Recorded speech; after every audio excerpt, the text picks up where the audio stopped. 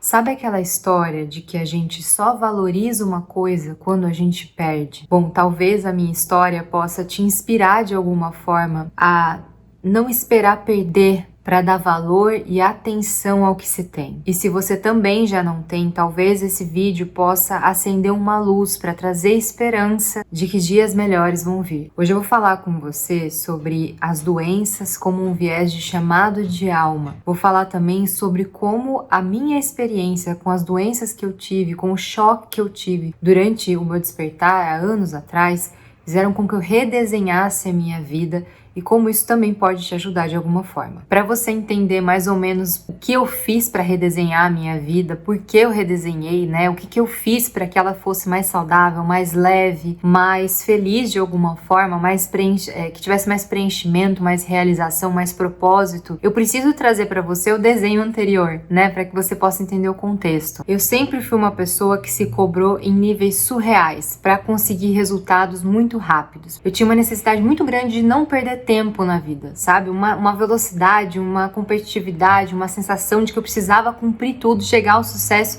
o mais breve possível na vida. Eu precisava passar no vestibular, sabe? Nas melhores faculdades de primeira. Eu não me permitia errar, né? Fracassar nisso. Eu me formei em Direito. Eu lembro que no último ano, hoje eu não sei como funciona, mas na minha época, quando eu me formei lá atrás, no último ano da faculdade, você tinha a possibilidade de passar na OAB, né? Prestar a OAB e passar nela antes de se formar. Foi o primeiro ou o segundo ano que isso aconteceu, então era uma coisa muito nova. Eu me preparei para isso. Ao mesmo tempo que eu tava fazendo uma monografia, que eu trabalhava fora, que eu fazia um monte de coisas e ainda me inscrevi numa pós-graduação também antes de me formar. E nesse formato, né, de me cobrar demais para ter sucesso, para ser alguém na vida de alguma forma, eu negligenciei muitas outras áreas da minha vida. Eu dava foco no meu trabalho, no estudo, naquilo que eu precisava conquistar e eu deixava de lado completamente o cuidado com a saúde, com a alimentação, com exercício, com qualquer outra coisa. Para mim nada importava. O mais importante era que eu conseguisse chegar lá. Só que a vida me cobrou um preço muito alto. Eu passei na OAB, sim, eu trabalhei como advogada, eu entrei num cargo de uma multinacional de grande porte para trabalhar como advogada trabalhista num cargo super estratégico, cheio de status, da melhor posição possível que eu poderia naquela idade, que eu era muito nova. Um pouquinho depois que eu entrei, já começaram a me colocar no plano de sucessão da minha coordenação. Então eu já estava caminhando aí para uma posição de liderança em muito breve. Em 2015, eu tive diagnóstico de síndrome do intestino irritável, que apesar dela não ser uma doença considerada grave, ela é uma doença que afeta profundamente a qualidade de vida de quem tem. E por ela ser uma doença multifatorial, ela precisa de muito cuidado para não trazer agravamentos físicos, para não trazer agravamentos até emocionais, né? Para mim, o mais desafiador da síndrome do intestino irritável, até hoje, eu vou chamar de SII para ficar mais fácil de falar, foi o viver da doença mesmo, essa rotina da doença, esse monte de limitações que eu comecei a ter, principalmente alimentares, de diversos fatores. Na época, a dor que eu senti foi muito grande, muitos sintomas horríveis, assim, passei por crises horrorosas quando eu descobri a doença, né? E honestamente, o sofrimento causado por ela mudou muito. Foi um dos grandes responsáveis por mudar as minhas perspectivas de vida mesmo, sabe? Minha visão sobre a vida. Eu me lembro até hoje, nessas crises todas que eu tive, que teve um dia que eu entrei no meu ambiente de trabalho e aí, em meia hora, eu comecei a passar muito mal. Parecia que eu tava com apendicite, assim. Era uma dor insuportável, que precisaram me ajudar. Eu fui levada de ambulância para o hospital. Quando eu cheguei no hospital, fizeram vários exames, né? Me reviraram ali, me deram Tramal na veia, que Tramal é um remédio super forte. E aí o médico olhava para mim e falava: e aí, né? Passou a dor? Porque eu não tô conseguindo encontrar o que você tem. E é uma angústia até você ter o diagnóstico da síndrome do intestino irritável, da SI, para muitas pessoas, porque ela é uma doença que aparentemente o diagnóstico dela, até onde eu sei, né? Eu não sou especialista nesse assunto, eu sou uma pessoa que tem a doença. Pra mim, o meu médico sempre disse que o diagnóstico ele é feito por exclusão. Então não tem exatamente um exame, teoricamente até o momento que eu tô te falando, que possa detectar necessariamente a SI. Eles acabam vendo outras possibilidades antes.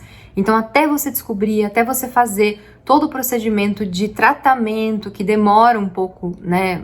Às vezes bastante, pode ser muito exaustivo, sabe? E preocupante. No ano seguinte, eu tive o diagnóstico do hipertireoidismo, né? Que acabou agravando todo esse quadro de saúde, né? E me trouxe a perspectiva mais grave do que eu estava vivendo naquele momento e da minha própria saúde. Eu tive experiências em todo esse contexto de médicos que olhavam para mim e falavam assim: Raíssa, não tem o que fazer, você vai ter que tomar remédio a vida inteira, vai ter dificuldade para um monte de coisa. Vários remédios eu tava tomando. E aí, na minha cabeça, sabe, honestamente, eu não tenho nada contra remédios, mas na minha cabeça, naquele momento, só passava assim: eu não quero tomar remédio a vida inteira, eu não quero passar por uma situação ainda mais grave do que eu já tô, sabe? Eu tive a experiência com médicos que falaram que eu tinha só que tomar remédio a vida inteira, e tive a experiência com médicos mais holísticos, com médicos mais integrativos, com médicos que olhavam para um ângulo maior, sabe? 2 médicos que me trataram me trouxeram a remissão das doenças. Esse foi o meu caso e eu vou contar um pouco dele aqui pra você. Os 2 tiveram uma perspectiva positiva, uma perspectiva de olhar o que estava causando a doença e não só tratar os sintomas. Um deles, inclusive, chegou pra mim, né, que foi o meu endocrinologista, que detectou o hipertireoidismo. E aí, quando eu cheguei lá no consultório com a doença, ele falou pra mim: Raíssa, existe um quadro, né? Naquela época foi isso que ele me falou. Não sei como tá também a questão da ciência por trás disso hoje, mas naquela época ele me falou: Raíssa, cerca de 40% das pessoas que têm a doença que você tem, elas saem desse quadro e entram numa remissão. E 60% vão depois desenvolver um hipotireoidismo ou ter algum problema de tireoide no futuro. Em qual desses 2 cenários você tá? Eu falei nos 40%. E ele falou: eu também acredito nisso. Então vamos seguir em frente aí para sua cura. E eu achei isso muito, que na verdade não se fala em cura numa situação dessa, se fala em remissão, né, da doença. Mas eu achei isso muito impactante pra mim. E durante o tratamento, eu passei quase 2 anos tomando o medicamento que ele me indicou pra diminuir, né, os efeitos do hipertireoidismo, pra poder voltar a tireoide ao normal. E aí teve um período em que ele olhou pra mim e falou: Raíssa, os seus exames estão mostrando uma queda nessa sua melhora. Se você não melhorar em torno de 3 meses, eu vou precisar da iodo radioativo para você. E talvez você, como é algo incontrolável, talvez você possa desenvolver o hipo, né? Eu preciso que você, de alguma forma, continue se cuidando, que você siga em frente aí, mas eu preciso te avisar sobre isso. Cara, aquele negócio dos 3 meses pra mim foi tipo um ultimato, assim, sabe? Naquele momento, eu acabei me envolvendo com todos os tipos de cura, de tratamentos, né, alternativos, na verdade, que você possa imaginar. Eu fiz acupuntura, tomei uma homeopatia, fiz cirurgia espiritual, fiz tratamento com radiestesia, eu fiz tudo que você possa, mas eu nem lembro o que eu fiz tanta coisa que eu tava desesperada que em 3 meses eu precisava apresentar uma resposta diferente pra ele. E em 3 meses, quando ele olhou o meu exame, ele falou: Raíssa, eu não sei o que você fez, honestamente, mas esse resultado que você trouxe pra mim, a ciência não consegue entender que em 3 meses você apresentar esse nível de melhora,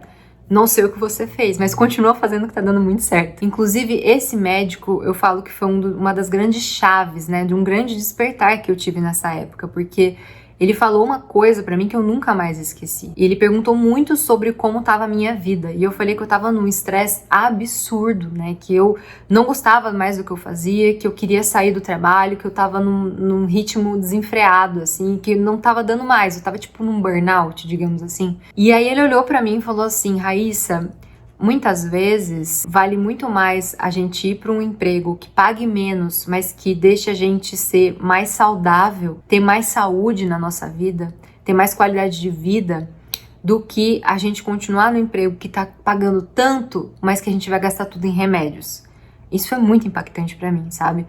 Eu saí de lá bem com uma chave virada mesmo. Ali ele mostrou pra mim que o meu estilo de vida, o estilo de vida que eu tava levando mesmo, né, as escolhas de vida que eu tinha feito naquele momento, elas não eram sustentáveis a médio e longo prazo. E ele me explicou também sobre a importância não só de tomar o remédio, mas de mudar a vida mesmo, de transformar a minha vida.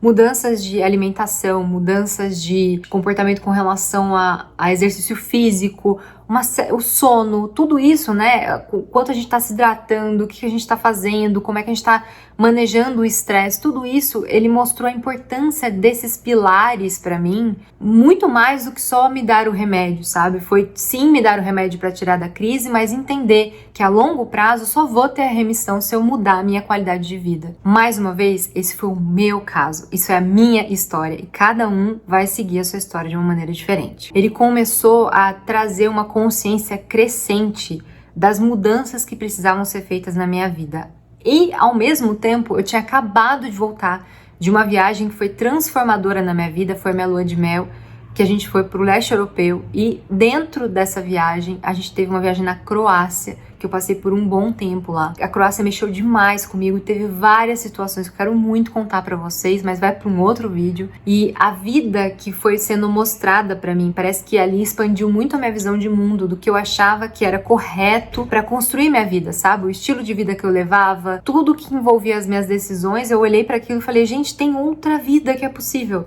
tem outras escolhas que eu posso fazer. Meu Deus, expandiu muito a minha cabeça pra uma vida mais simples, uma vida mais voltada, mais presente, uma vida de mais significado. Faz 8 ou 9 anos que eu tive o diagnóstico, então 8 ou 9 anos da doença, da remissão, altos e baixos, redesenhos da vida, intermináveis. Mas eu falo que as duas doenças, elas não vieram por acaso. Elas me fizeram olhar pra vida, me trouxeram um olhar pra vida de muito mais cuidado, de mais amor à minha própria vida, sabe? Com um olhar de intenção, de presença, de aproveitar a saúde, a vitalidade que se tem. E graças a Deus eu acordei nesse ponto, porque eu imagino que se eu não tivesse acordado, se eu não tivesse despertado, provavelmente eu desenvolveria um quadro muito mais grave. A SI, né, ela é uma doença que exige cuidados bem rigorosos com a saúde, dependendo do seu quadro. E aí eu percebi que, de uma maneira física, mental e espiritual, pelo menos pra mim, ela mexe no eixo intestino-cérebro. Como eu falei, ela é uma doença multifatorial, em que as emoções, a qualidade das nossas emoções, como a gente está lidando com as nossas emoções, impacta diretamente nas crises, nos sintomas que você vai tendo com a doença. Então não são só condições biológicas e físicas, no meu caso, que interagiram com relação à SI. Foi uma questão muito ligada a questões emocionais. Então foi um processo, imagina como foi esse processo para mim. Uma pessoa que tinha um ritmo frenético, uma vida estressante, uma vida sem tempo, que teve que desacelerar, ouvir o corpo, ouvir o que a situação estava dizendo, ressignificar muitas situações, muitas dores. Eu perdi muita saúde, mesmo com a vida que eu levava antes desse despertar. E eu acho muito importante que eu te diga que até hoje, 8, 9 anos depois, eu continuo lidando com os efeitos da doença. Apesar de viver um quadro muito mais saudável hoje, eu vejo que essa conta ainda está sendo paga. A SI, ela me ensinou a viver mais o agora. Ela me ensinou o poder da saúde, de um corpo saudável, de uma mente saudável, de uma vida mais saudável. Eu fiz mudanças em tudo. Eu dedico horas para cuidar da minha alimentação por conta do estresse, da rotina absolutamente frenética e caótica. Eu comia muito mal. Eu tinha dias na empresa, vários na empresa, em que eu não almoçava, eu simplesmente pegava uma coxinha lá na cantina, pegava uma Coca-Cola, um brownie e comia isso durante o meu dia, sabe? Chegava em casa e ainda comia pipoca e vinho. Hoje eu vou numa nutricionista muito competente, muito voltada para questões que eu esteja vivendo no momento. Eu e meu marido, a gente tem uma rotina mesmo de fazer a comida assim, da forma mais organizada possível, dentro da nossa possibilidade, trabalhar com alimentos cada vez mais naturais, cada vez desembalando menos e comendo mais coisas naturais, mais saudáveis, cuidando mesmo em suplementação e tudo mais. Mais uma vez, damage control, controle de danos de todo esse momento que eu tive de perda de saúde. E prevenção, cuidando da minha saúde da melhor maneira possível para que eu seja o mais saudável possível até o resto da minha vida. Horas para cuidar da higiene do sono, eu faço terapia, o autoconhecimento para mim virou um estilo de vida. E foi através disso, foi através de toda essa jornada mesmo, de despertar espiritual também, que eu acabei vendo como é importante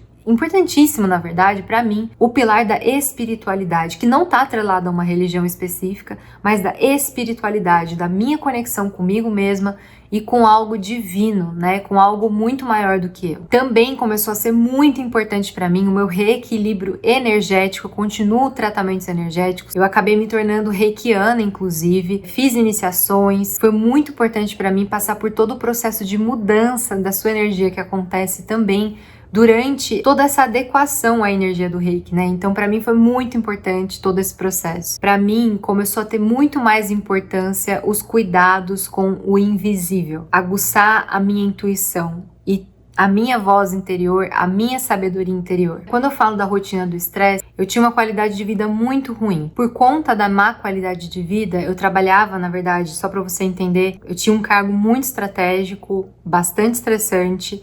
Eu trabalhava num lugar longe de casa, então eu tinha que fazer ida e volta pela estrada todos os dias. Eu fazia muitas horas extras e a minha função, ela tinha um apelo emocional muito forte. Não só porque ela era uma função muito estratégica, mas porque eu lidava de uma maneira já que era muito difícil naquela época. Eu tava fazendo um trabalho que não fazia mais sentido nenhum para mim. Então isso, de alguma forma, trouxe um grande apelo emocional para o que eu estava vivendo. E aí, por conta de todo esse estresse, de todo esse cansaço, eu acabava não fazendo atividades físicas de uma maneira regular. Apesar de fazer pilates, eu não dava muita bola para isso. Ao contrário de hoje, que a atividade física se tornou um pilar importantíssimo. Hoje eu vivo muito mais presente, com muito mais intenção. Eu falo que hoje, né, nesses 8, 9 anos, desde que eu descobri as doenças, eu tenho construído uma vida tijolinho a tijolinho, de uma maneira que seja muito mais sustentável, valorizando de fato o que faz sentido para mim,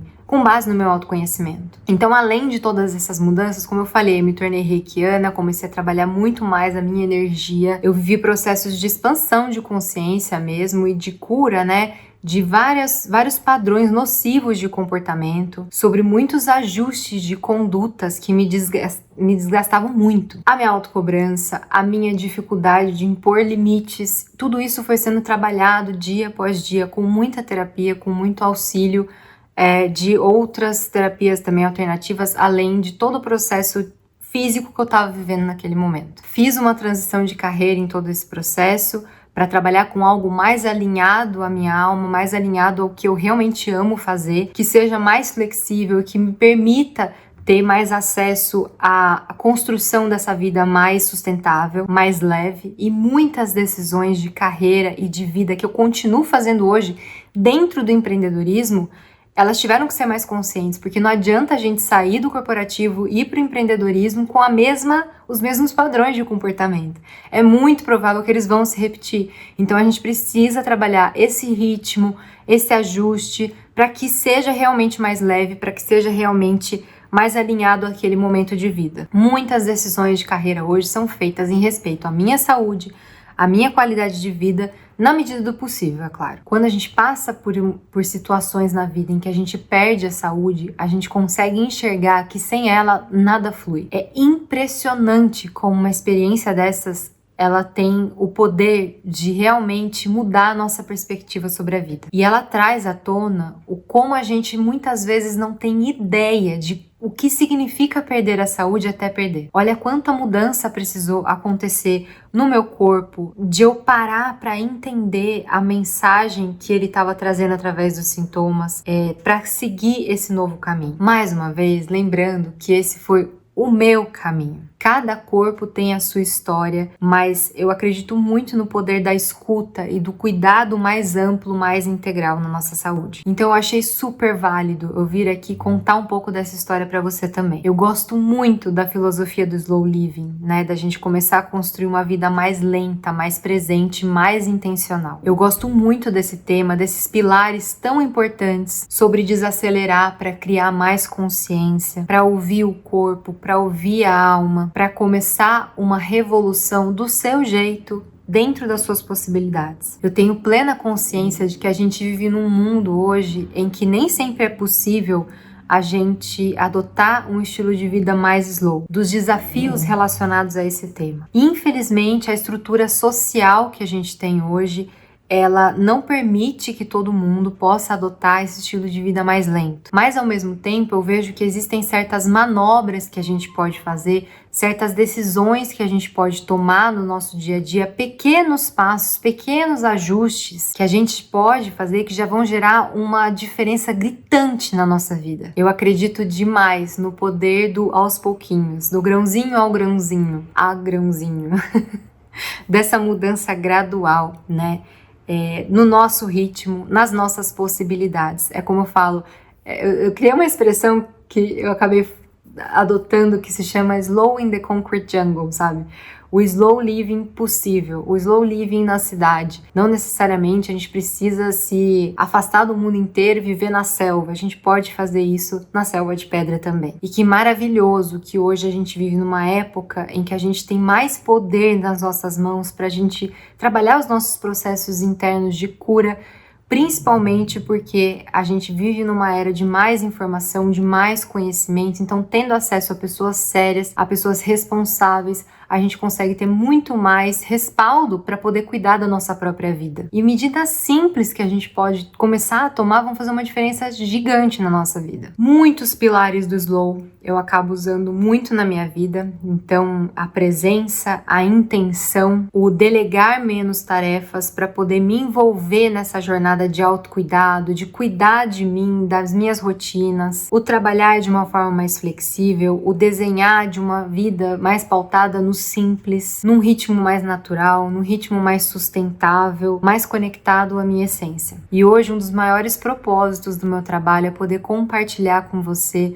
os aprendizados que eu tive e continuo tendo nessa jornada de transformação, nessa jornada de autoconhecimento, de mergulho nos meus processos internos, para que de alguma forma eu possa ou te inspirar ou ajudar a trazer algum insight interessante. Então isso é uma coisa que me preenche muito, sabe? Talvez se eu não tivesse passado por toda essa dor, por todo esse despertar trazido pelas doenças e pela desconexão com o meu trabalho, eu não tivesse a força, a empatia que eu tenho hoje para falar sobre os assuntos que eu falo, para trazer auxílio em processos de transformação, em processos de cura da relação com o trabalho que hoje eu trago para as empresas e para as pessoas. Agora, para a gente finalizar a história do vídeo, para a gente finalizar o propósito desse vídeo, eu quero te trazer algumas mensagens. Os sintomas, eles são sinais, eles são chamados da nossa alma, são a forma de como o nosso corpo se comunica com a gente. E nisso, a gente anda ouvindo esses chamados, ouvindo essas mensagens, ou a gente anda